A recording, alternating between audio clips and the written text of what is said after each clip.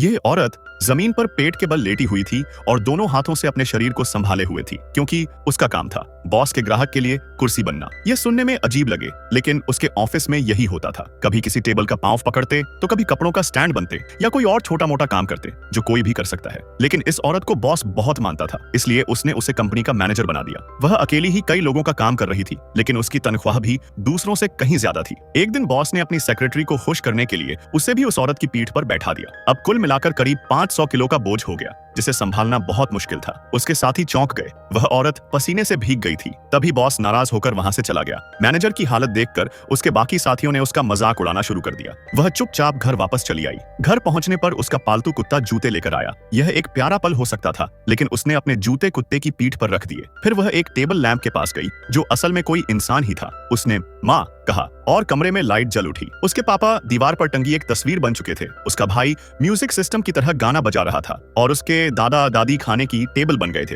पूरा परिवार उसके लिए एक तरह से चीजों में बदल चुका था। हर कोई उसकी मदद कर रहा था। तभी उसके फोन पर एक मैसेज आया। बॉस ने लिखा था, अब तुम्हें ऑफिस आने की जरूरत नहीं है। यह पढ़कर वह औरत जो फूट फूट कर रोने लगी। सालों की मेहनत के बाद एक मैसेज ने उसे बाहर निकाल दिया। उसके माता पिता उसके पास आकर उसे गले लगाते हैं। उसका भाई उसके लिए सुकून भरा संगीत चलाता है और दादा दादी उसके लिए स्वादिष्ट खाना बनाते हैं। असल में इतने सालों से उसका परिवार भी उसके लिए सब कुछ कर रहा था, बिना किसी उम्मीद के। बस यही चाहते थे कि वह खुश रहे। प्यार और सहारा मिलने के बाद उस औरत ने फिर से हिम्मत जुटाई और तय किया कि वह दोबारा काम करेगी और मेहनत से आगे बढ़ेगी।